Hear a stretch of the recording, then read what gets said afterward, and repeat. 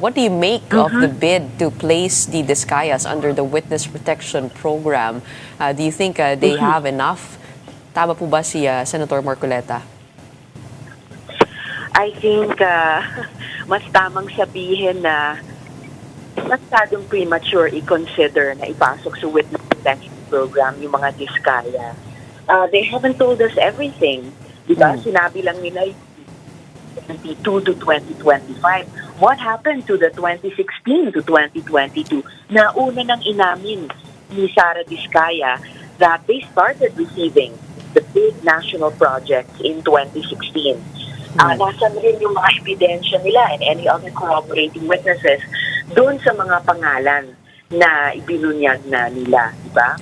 And as for that matter of they must return first the money they allegedly stole, sabi naman ni Senator Marcoleta, i-confront daw niya si Secretary Remulla tungkol dyan.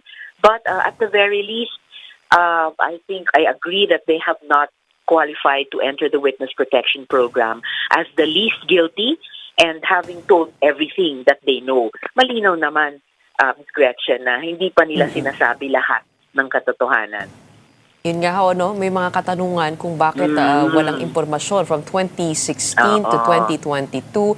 Ano po ang inyong pakiramdam? Meron po kayang attempt to whitewash any culpability of the Duterte officials here by the Discayas?